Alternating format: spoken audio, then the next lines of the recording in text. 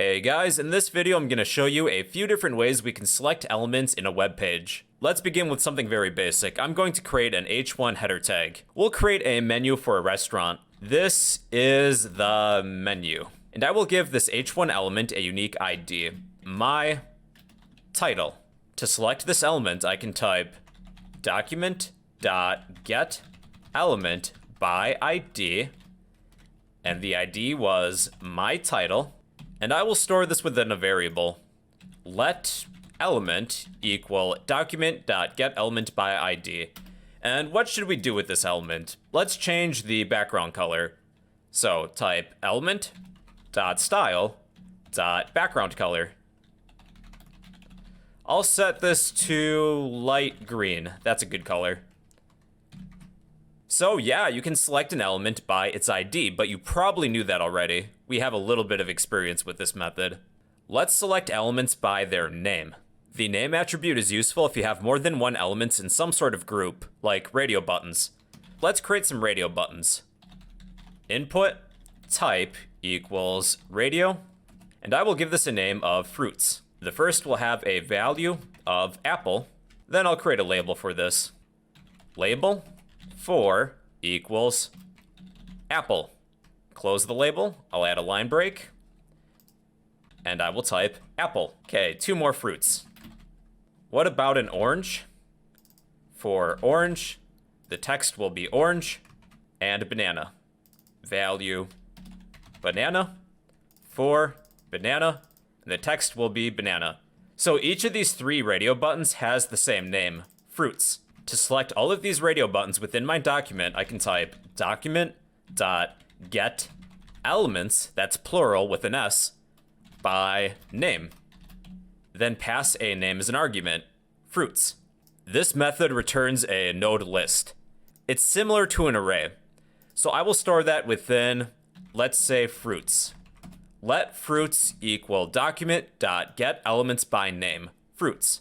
So what would I like to do with this node list of fruits? If I were to use console.log and display fruits, well, we have a node list with our three elements, a radio button for apple, orange, and banana. If I add an index number, only that element is displayed. So we have our apple, at index 1 would be our orange, and 2 is our banana.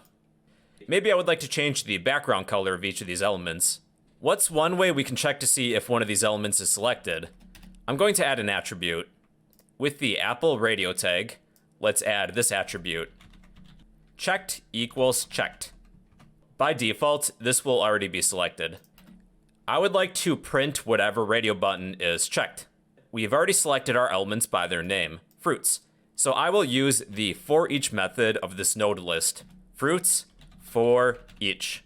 I will cycle through this node list of elements and find whatever element is checked and display it. So we have our parameters, fruit, arrow function.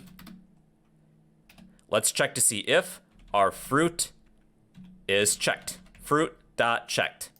Then we will console.log whatever our fruit is. Then add .value. So our apple is selected. Let's change the checked attribute of our orange this time. So we have orange now, and banana. So that is getElementsByName. Now we have getElementsByTagName. Heading to our HTML file, let's create an unordered list. UL for unordered list, close it. We will add some list items. Perhaps these are vegetables, carrots, potatoes, and onions. We can select elements by a given tag name, like list item. Let's store our elements within vegetables. Let vegetables equal document.getElementsByTagName, and the tag name was li for list items. This method returns technically an HTML collection. It behaves similarly to an array. Let's take vegetables at index of 0. That would be our carrots. I'm going to access the style, the background color property, and set this equal to light green. The second element would have an index of 1, and the next element would be 2. So that is getElementsByTagName. Find tags that you would like to select, and then just pass that as an argument to this method. Okay, we have getElementsByClassName. I think this time I'll create some div elements.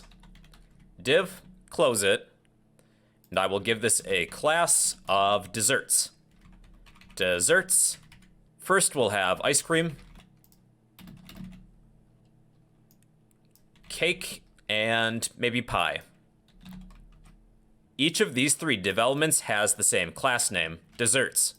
I'll store our elements within let desserts equals document.getElements, plural with an S, by class name. And the class name was desserts. Desserts is technically an array-like object, but it behaves similarly to an array again.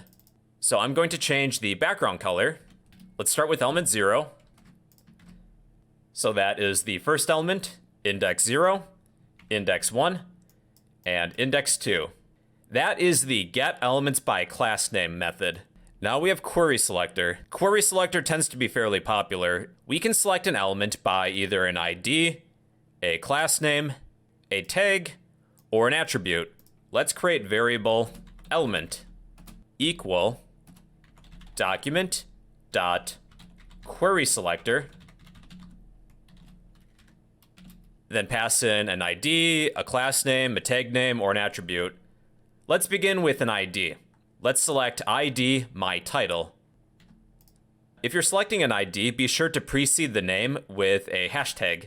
I will change the background color of this element to light green again. There, so using querySelector, we've selected an element by a unique ID. We can also do so by a class name. So class desserts. With a class name, you're going to precede the class name with a dot. So class desserts.